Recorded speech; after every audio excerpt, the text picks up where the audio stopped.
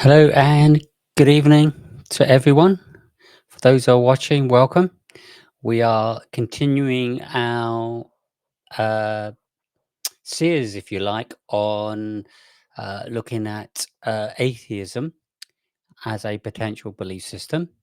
We looked at this last week when we were simply comparing um, atheism in terms of there being um, no intelligent being, no God behind the universe, and looking at that as a case to see how reasonable it is. And as you know, we come to some interesting views on that in the end. And I wanted to initially, I was going to start to look at some more substantial evidences around to kind of back up why we believe atheism just simply isn't a true belief system, and that it just simply cannot be true in terms of understanding this universe. But interestingly, I came across a very interesting discussion between I'm sure most atheists out there will know a young chap, the name of Alex O'Connor.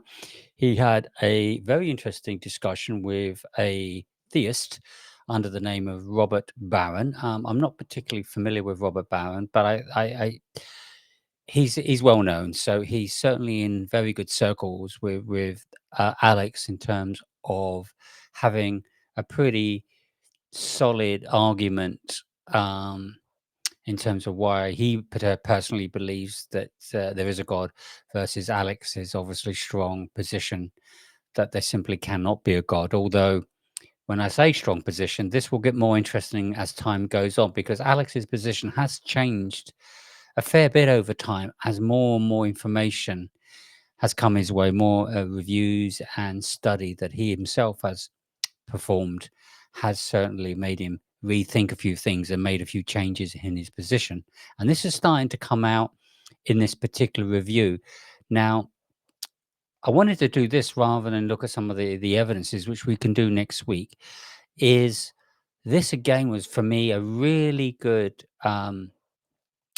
position where we can really look at the two sides of the argument. And with the way that these particular two individuals were discussing the matter of the source of the universe, I think it opened up a very good number of questions that we do need to ask. But I also thought it really did open up the way we look at this and the way we need to look at this. And I think one of the problems I find certainly with atheism is the fact that I think it is very limited in the way it looks at the world.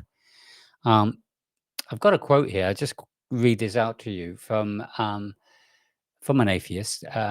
Madeline Murray O'Hare says that atheism is a conclusion reached by the most reasonable methods and one which is asserted not dogmatically, but in every feature by the light of reason. So it's trying to suggest that it's using all the reasonable methods, um, using the right approach, considering all valid and available sources to come to the conclusion that it is the right conclusion by using all reason in a reasonable way.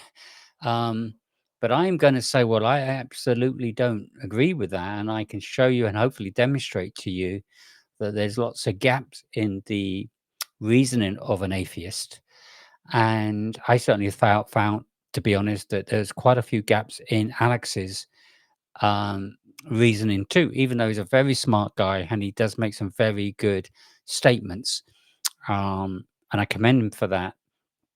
But I think what he is doing is he's not given a full open view on things. There is some, if you like, holding back, if you like, with some reasoning that I think what a lot of atheists do is they don't really probe to the fullest extent. And I think this is hopefully going to be clear in this review. So if you haven't seen the discussion between Alex and Robert, this was on YouTube. You can probably search it. And think it was under the heading of what is the best explanation for the source of the universe. but certainly if you put in those two names, I'm sure you'll find the YouTube video.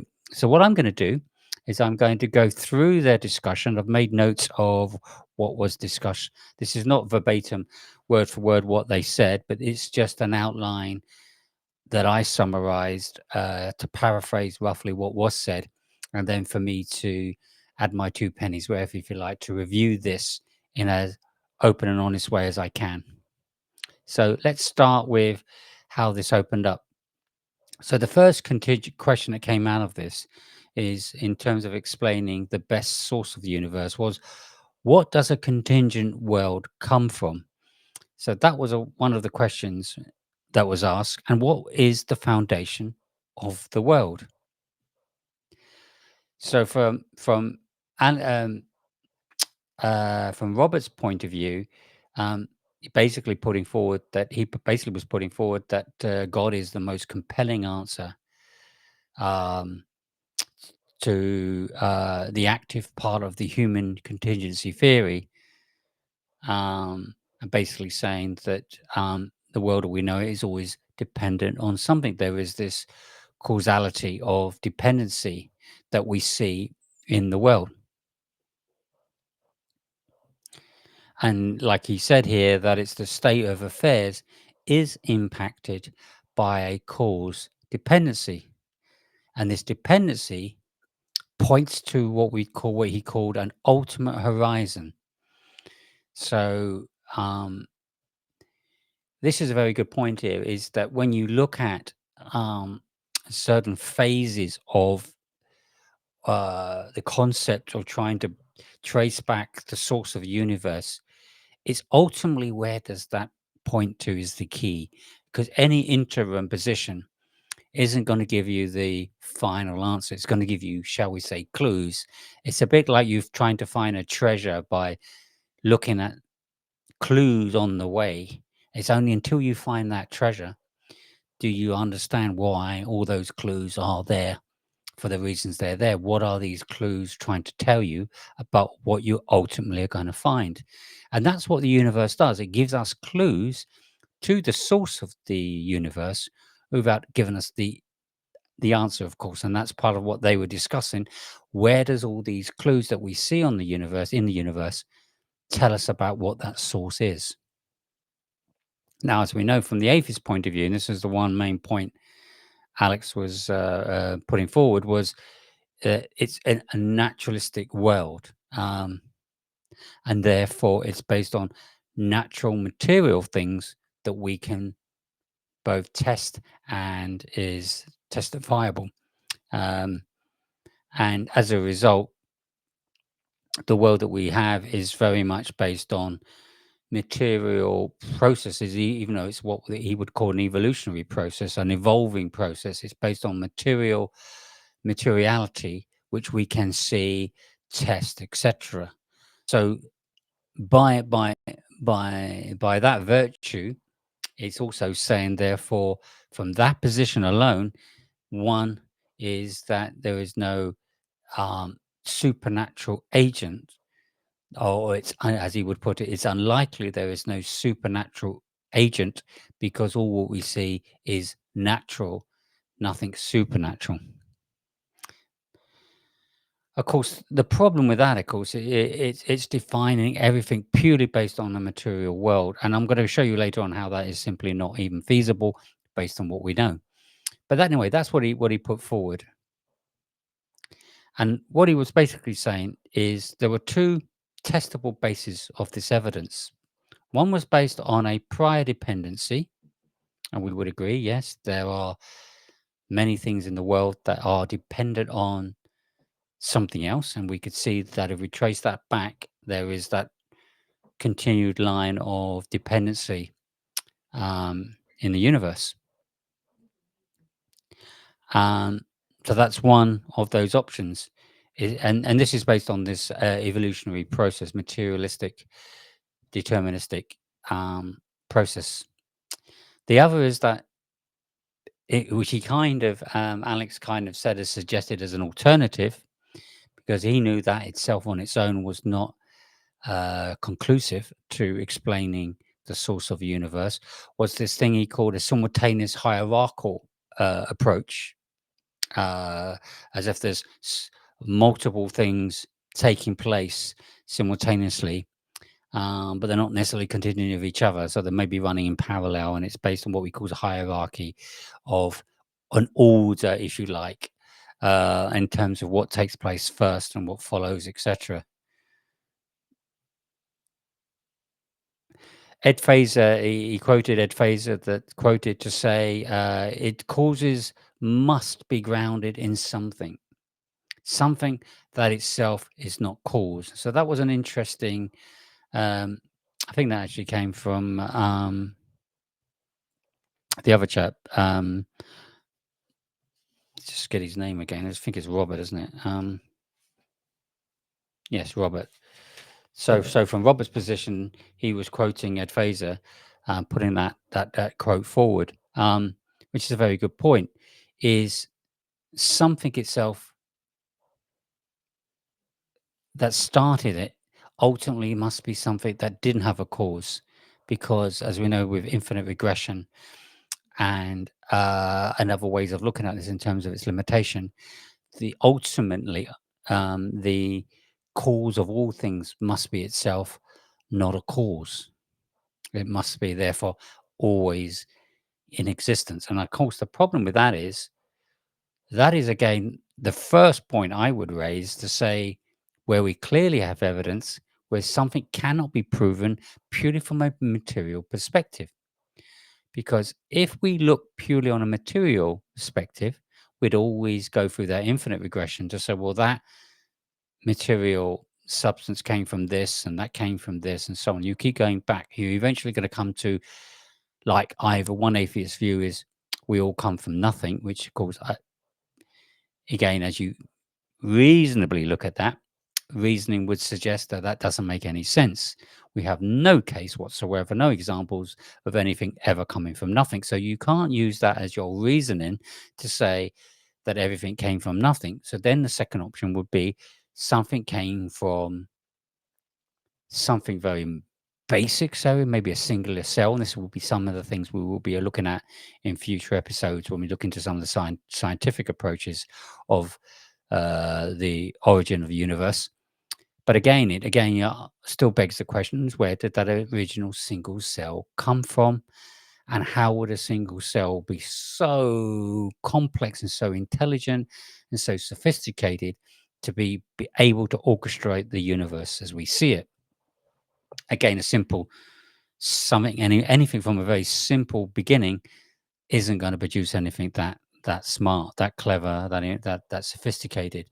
So again, that's another gap in this whole thing about we can simply just reason through to come to the conclusion that atheism is true. We simply cannot, because they can't come up with, and Alex would agree, and he did, that we don't have an answer to where the origin of the universe came from. So all that reasoning didn't give us an answer. And this is part of what the basic theory of atheism does. It just gives us a very basic idea to say that we are just in some kind of materialistic world, because that's the only thing we know from a human standpoint, of course. And therefore, that's our kind of conclusion, to eliminate or exclude anything outside of that. But as we're going to see later, that's just simply not being very reasonable. That's a very limited way of looking at it, because you're missing some key areas which came out in the discussion. So one of the points that was made was that their cause needs to be efficacy, an ability to produce a desired intended result. It's not random. It has to be something that has a particular purpose. And that's what we would see as the order of the universe. Everything that we see has a clear evidence of order. And another way of looking at that was, as it said here, the ability to produce a desired intended result. Now, what the position from the atheist point of view is, as like we did say, that as much as we see that in the universe, we still don't get back to the origin, except for the fact that they just don't accept it to be supernatural. It has to be something within that material realm. From the Christian point of view, Robert came up and was putting the point simply that um, we don't have the answer fully either, but we do believe it does come from a supernatural source, which we call God. As a theist, he's calling that God. And we do have a level of evidence, but at the same time, we have a faith in that God. And what that means is, which is sometimes misconstrued by many atheists, to suggest that it's a blind faith. You're just putting some faith in God, but you have no evidence to back it up. That's completely not true. As a believer myself in God, I can tell you that it is based on evidence, but it's not 100% evidence.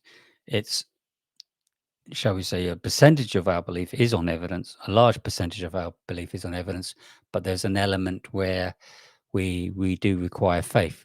Or trust, if you like, for a better word, in what we do not know, the unknown.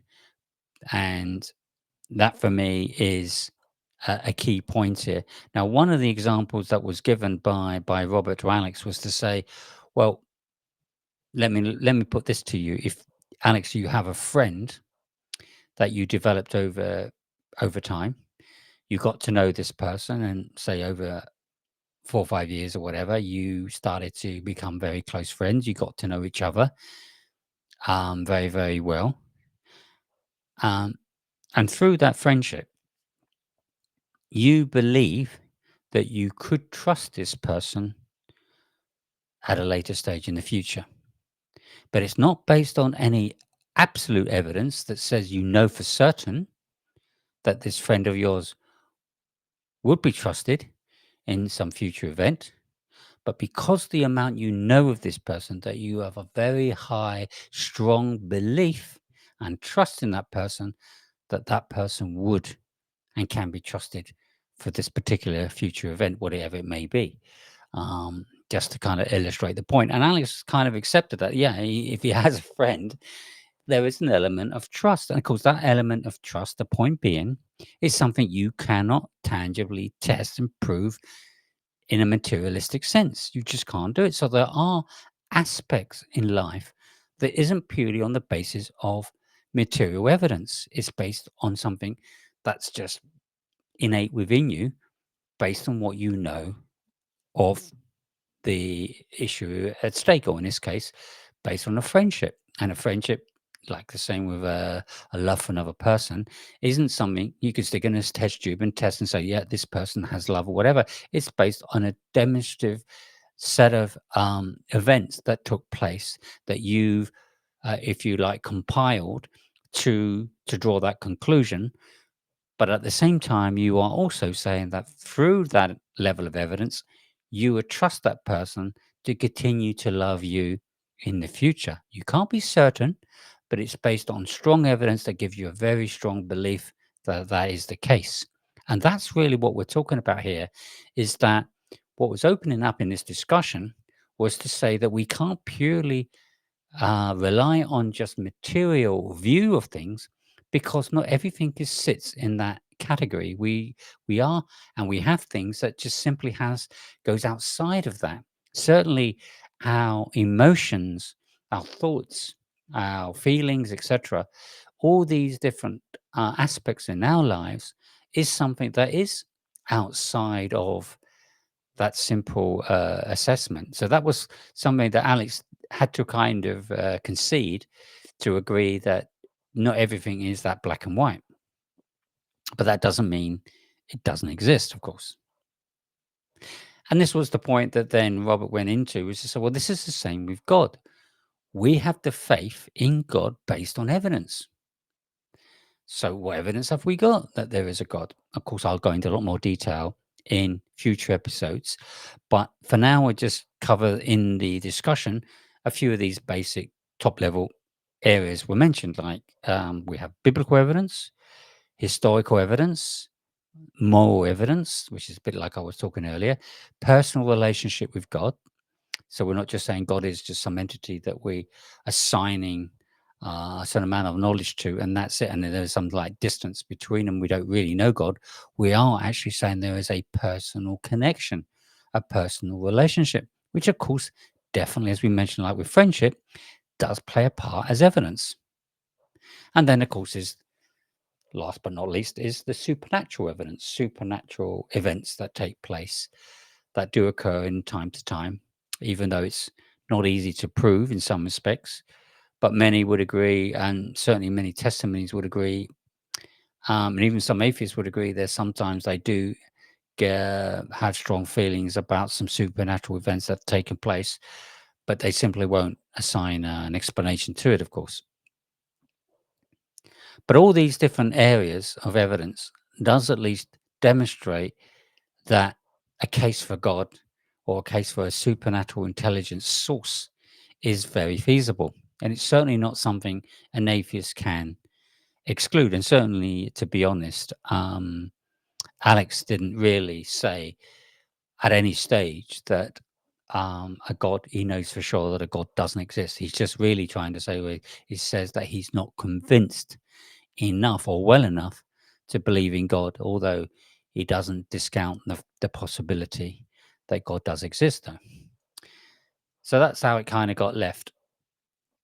So it is about, if you like, to the extent of these evidences that really will determine your position. And then they did talk about, the different approaches, the eschatological approach, studying nature, the origin, um,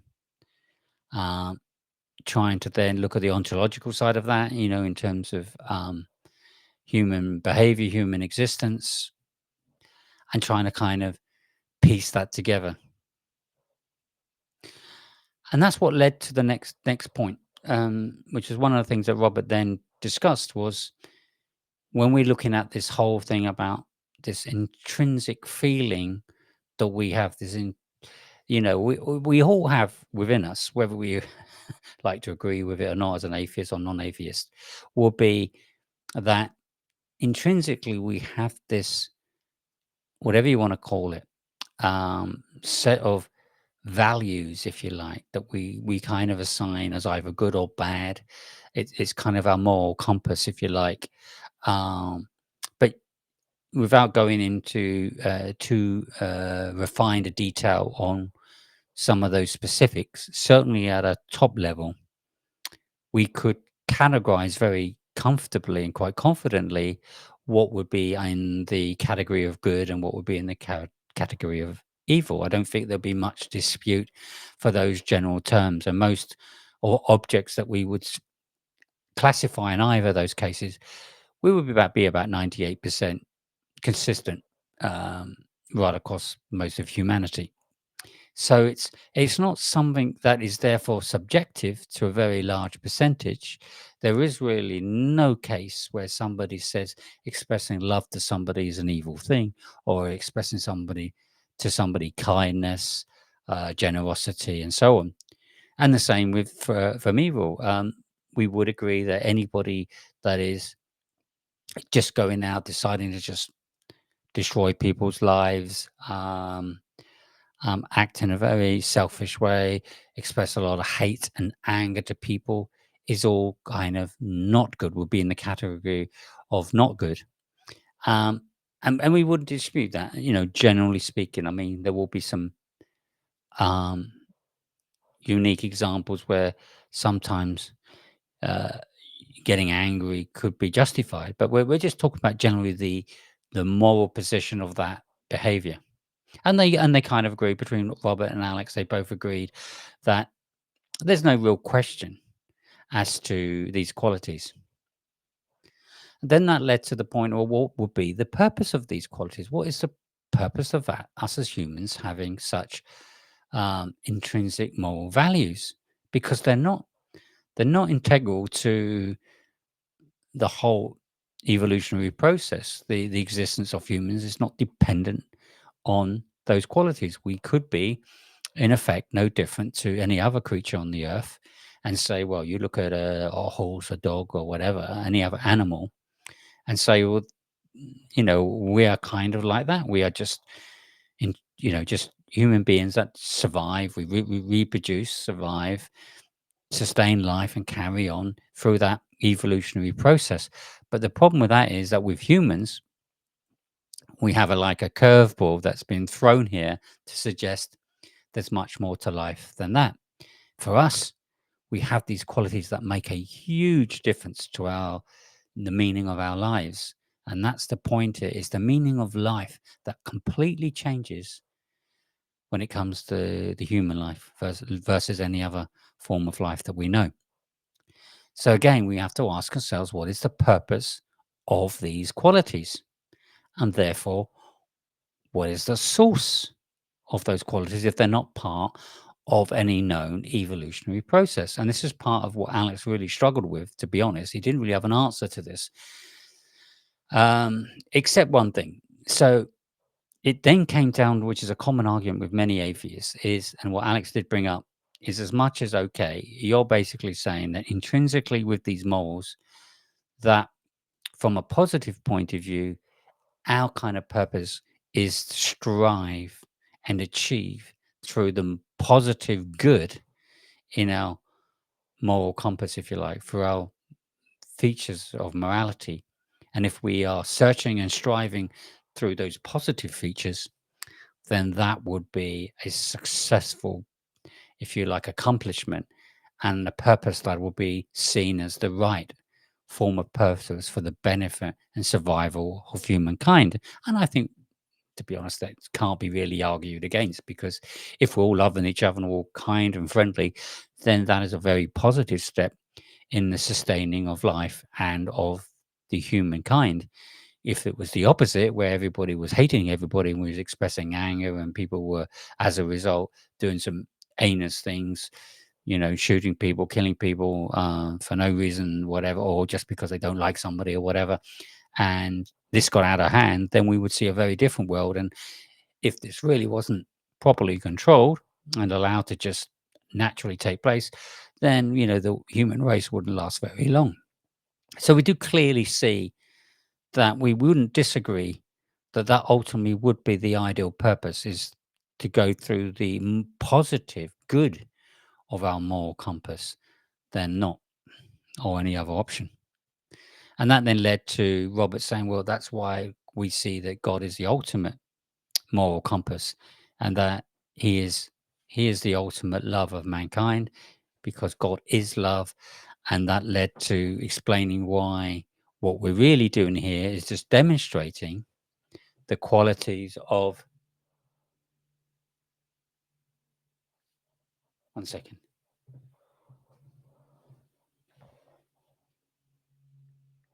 Okay. Sorry, just got a message there. So, anyway, so yeah, just to say, yeah, so we can see that from God's point of view, that he would be the ultimate source of that positiveness. And that's why we say God is love. And that's what we see in scripture, in the Bible, that God is love. But then that left Alex to then question a couple of things. And in brief, first of all, was the fact that why do we even have evil in the world? Why isn't it just good? And then on top of that, he then said, well, if God was so loving, why do we see so much suffering in the world? Now, one of the things that I thought was a bit strange, but Alex just put to the table, was to suggest, well, with so much suffering, maybe that was God's intention. He purposely put in place this evil. And that's not the case. I mean, certainly the Bible clearly shows that that was never God's intention. And that would be something as part of the Christian argument we will look at later in more detail, to basically argue, which Robert tried to kind of put forward, that God is not the perpetrator of the evil itself, but it's through free will, and is the, if you like, decisions made by man and by other influences. As we know, one of the God's creatures, angels, went against God, and that was part of what we call the fall.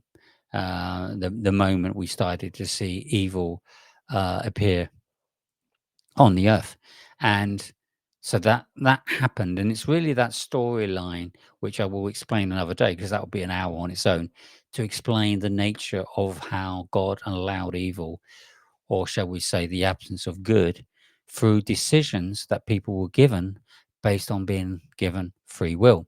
So I didn't think Robert really covered this well enough because I really thought that what he should have really said was to kind of put a case to what happened, about Adam and Eve, the fall from from Satan, who was the fallen angel, influenced man, and through his free will made the wrong decisions, and it was um, the point of that.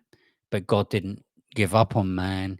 But here's the important bit, which wasn't mentioned, which is a point that I would like to just raise, is the reason why we are seeing so much evil, at least as one good reason, is because not only does God want to justly resolve this matter, but he also wants to bring as many people into receiving a genuine solution by receiving eternal life that he will ultimately give, which was his ultimate plan.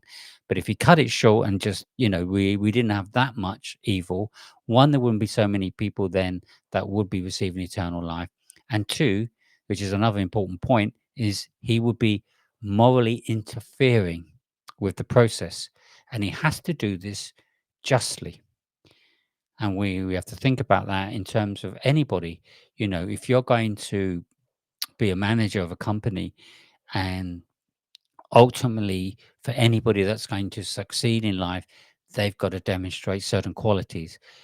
You don't want to go in there and start interfering with that process. You want it to naturally happen so that those who do come out and deserve it fully warrant it. And it's not a case of your, shall we say, influence to alter that, to change it, to force it, if you like, against free will, because that clearly wouldn't be just. And that's will be something anyone could then claim to God and say, well, you're not being just because you're interfering with natural processes. So that's where it's a little complicated. And I would admit myself, I don't fully know the answer to why God allowed so much suffering. I think there is more to it. I think we do have an explanation to a degree, but I wouldn't say it's an absolute answer that fully explains it. But the important point is that God has not let go and left us alone. He has and demonstrated his interest in us, his personal approach to deal with it and to resolve it. And that for me is what's key.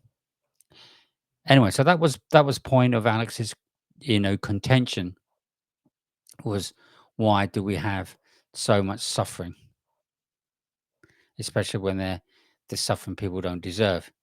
But that's part of, like I was explaining, when we do go into looking at Christianity, we will start to look at some of the basis for why God did allow evil, if you like, and how He's is dealing with it in a fair way.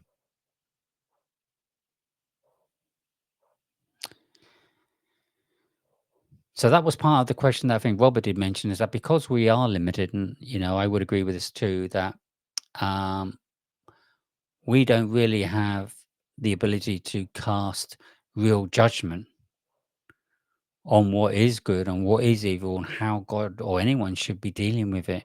We only have a sense of this, um, and and therefore we really don't have the position to give an ultimate answer because we don't have that level of knowledge. So we're limited as humans to be able to give an absolute answer. So it wouldn't be fair even for Alex to say that I want an absolute answer in order to believe there's a God, because it simply wouldn't be something that would be feasible for us humans to provide.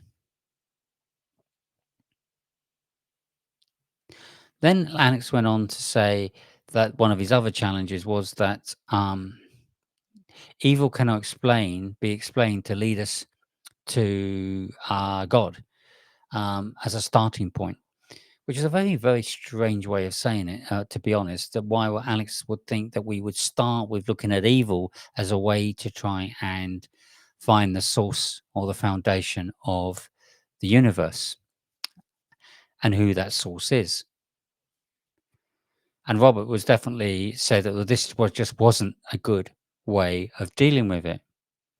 And one of the ways which I explained earlier would be because one, it doesn't ultimately drive man to a positive purpose, a positive result. It will be, if you like, something that is preventing or blocking or if you like, limiting the progress of humankind by these elements of evil. So it's clearly not really the foundation of us because we're not innate evil people. We are good people, generally speaking. We have, if we put our hand on our heart, we would say that we generally are good people. Our intentions are to be good. We intrinsically are, in other words, here on this earth to do good. And we benefit from it. And that's the evidence. We actually benefit. And we see the benefit of being good to each other and doing good things and expressing those positive qualities. So that for me is why I think Robert did touch on this to suggest that's really where we need to look.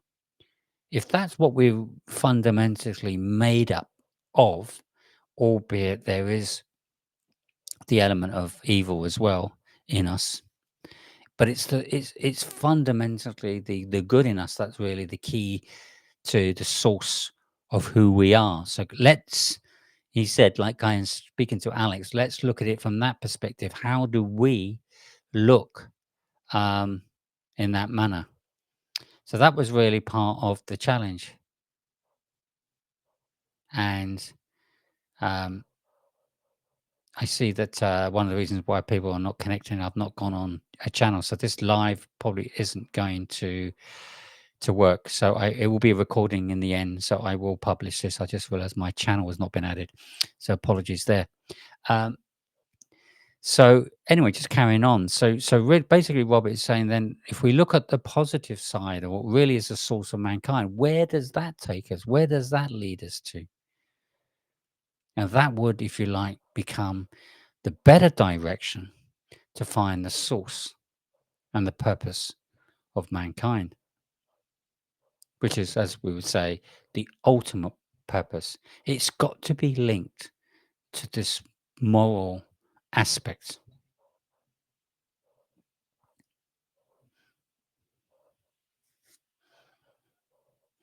This then leads to this ultimate questions then, that these qualities and this whole moral aspect of us, one, we can confirm, and it was confirmed, that it doesn't fit any naturalistic process. It's outside of that. Instead, it points to a greater meaning and purpose.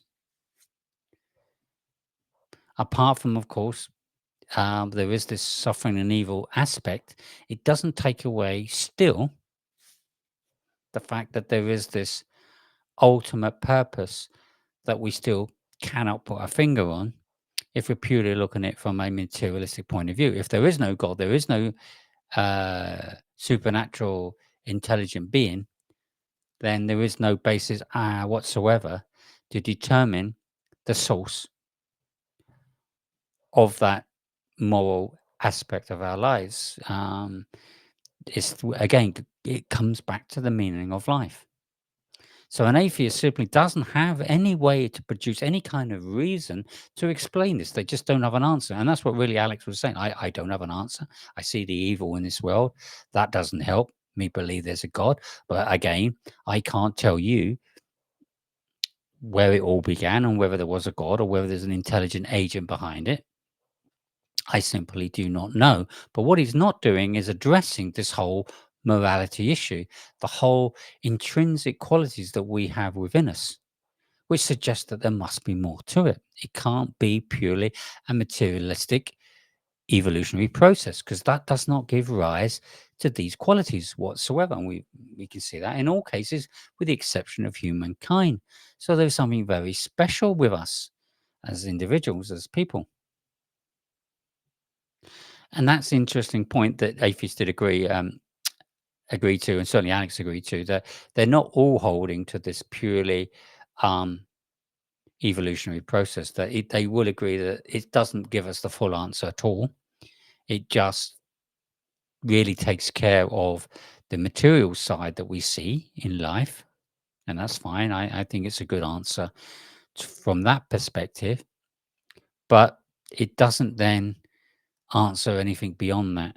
And like we said with a friend, there are qualities that we have that we can't explain by material processes, but it provides evidence that there is an element of faith and trust that we have with others. So why can't we have that with understanding whatever that original source is? If this source is intelligent, as we will see in further weeks to prove heavily, or that there's very good evidence that there is an intelligent agent out there as the best explanation, then that would require a level of trust. So the element of the unknown is the element of trust and faith that we have based on the evidence we do have. So if we can have a good set of evidence to show there is a God, there is some intelligent agent, that therefore should be good enough even for an atheist, because he's already demonstrating his conviction on the same premise. Friends that he has or loved ones is on the same premise of a level of evidence combined with a level of trust. That's the nature of human beings. So, taking all this into account, Alex then had to go back and kind of, as I said, reassess this so called loving God. But he did park the point of what about the suffering? And as I said, well, we can provide some basis. The Bible does provide a basis of why there is suffering. I do agree we don't fully understand the the full picture, and that's what they kind of left it at that point, that it was purely a case that Alex really wanted to have something a little bit more convincing um, to prove there is a God. The only difficulty is we have in reality good and we have in reality evil. We know ultimately, as people, it's the good that is really what we're inherently about. That's our intrinsic value, our standard is on being good. And that is then demonstrated as evidence by the fact that the more we display those qualities, the more successful we are in life and the more rewarding and beneficial our lives are. And there's no question of that whatsoever. And I know we can look at exceptions in situations where, because we're going through certain controlled environments and what have you, that some people can manipulate the system, if you like, and do some evil things for their ultimate benefit in their lives. Stealing would be a good example if they can get away with it. And a lot of people have manipulated people and um, unfairly, how do I put this? Um, have treated people with a kind of form of um, trickery, if you like, and deception to fool people into all sorts of things in order that they can receive from their money or wealth or whatever it may be to benefit from them. So that's the limitation of man being able to accomplish the value and benefit of that concept. That doesn't mean that concept is in any way questionable, but it has limitations because we are limited. But if there is an ultimate source, it would make sense that the ultimate source behind morality would have an absolute answer to that, which would then lead to the question of how is that ultimate source dealing with this matter? How is it everything we do in life is going to make a difference in the long run? And where, from an atheist point of view, is if there's no God, then there really is no benefit apart from maybe a temporary or limited benefit that you would have in life, but ultimately you're still at the mercy of others treating you well, circumstances outside your control, or working well for you. It means where you live, what time you live in, and etc., can play a big part in the success and benefit of your life. And all of which is not necessarily fair. Of course, you could be living or born in a country where there's poverty, and you just unfortunately are living in a life where most of your years you've been in poverty and you've never experienced anything better than that. And so there is that level of unfairness that exists. So again, if there is nothing beyond this life, there is no intelligent agent, we are left with a very, very difficult dilemma to handle this unfairness, you like, and a lack of justice in this world. And that was one of the things they really couldn't really come to an agreement of, except that Alex did at least agree, well, unless something more significant come along to prove to me there's a God or prove to me there's an intelligent agent, Alex certainly did at least agree that it's feasible to believe, based on this moral compass, based on the way we are as humans, and certainly even to some extent the way the universe is, and so it's so fine-tuned and all the rest of it, that there is definitely a very strong case for an intelligent design or an intelligent agent being behind it, and certainly compared to there not being one. That was really the point I think that Robert should have made a stronger case to say what we're seeing in the world, the probability of it being sourced with no intelligent design and some, if you like, we're talking about supernatural here, I would say supernatural event to give us these qualities that no other creature has like us. And yet every single human has this intrinsic set of qualities in each one of us, and all of very much is very consistent as well, you know, is to me a clear supernatural, unbelievably unlikely event if it was happening just by natural causes, natural evolutionary processes that was exclusive from any intelligent agent. That's where the probability is really, really off the scale. So why would you believe that when you know it does exist, because we can all agree it exists between us, and not believe it then came from some intelligent rather than not? So the calculation, if you like, of it being realistic and reasonable is clearly not the case. So how would you explain why we humans have these qualities if there was no agent behind it? That for me is where I think Alex didn't have an answer at all. And I wish that Robert really probed him on that. He didn't really. Kind of maybe he was a bit respectful and said, okay, we agree to disagree.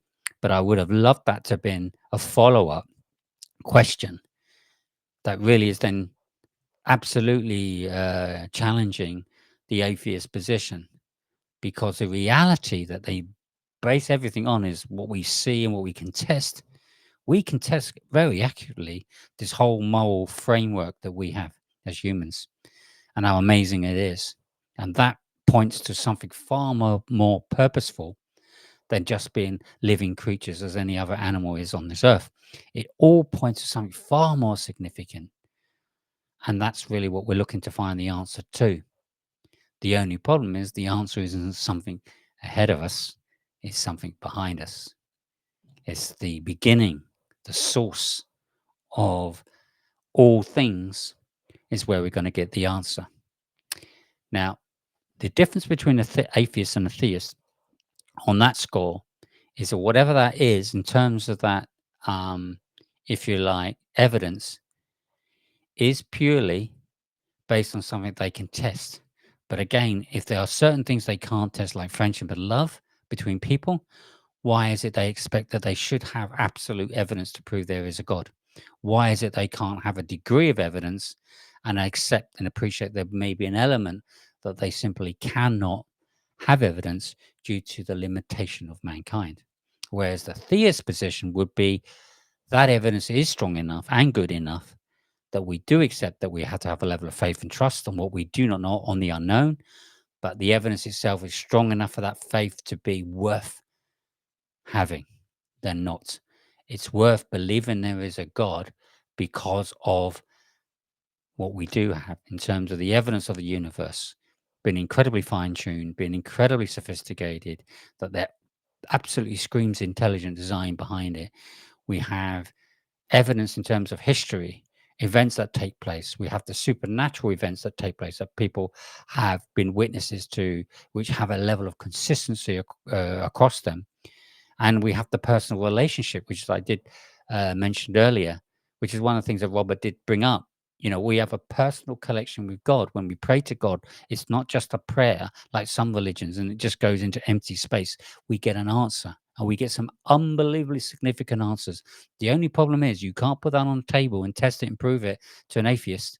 But yet it's no different from you having a friend and you believing in a friend based on the evidence you have with that friend. We have that same evidence of God to make us trust in God. The difference is the benefit is far greater.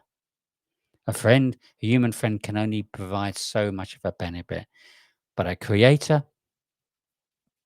origin of the universe, can offer obviously a lot more. It's far more intelligent, far more capable, based on what we do know, that it can offer a lot more. And that's what we see as evidence. We see that in the book that we call the Bible. There is what we believe is written documents as evidence of who this God is and how he interacted in this world through history. And as I say, we do have the most compelling of all, and that's the personal relationship and connection we have with God. And that cannot be underestimated. I certainly would never stop to question the validity of God based on my personal experience. It's just so overwhelming. And one day I will give my testimony to go through my personal experience. Of course, everyone's different. And that's one of the things we need to look at. So that's really what the review was about, and that's what really stopped, I think, Alex to stop and agree. Ultimately, um, it does make sense that there is a feasibility or case for an intelligent agent out there, which we call God. He's just still not convinced because of X, Y, Z, like we mentioned about the suffering and evil in the world, and there isn't enough testable evidence that he can see, almost like on a plate, if you almost think of it that way, where it's testable in that way to prove there is an existence of God. But he at least did resign to the fact that Robert made a very good argument that that is not the full picture. That's not, if you're going to be like that expression that it says that atheism is a conclusion reached by the most reasonable approach of methods, then you've got to include the method that Robert was talking about, this method of trust, the method of the fact that we have elements within us that aren't testable in the way that we know, our feelings and expressions and the love we have between each other and all those kind of moral aspects of us as humans is evidence that we have to look over and above that simplicity, if you like.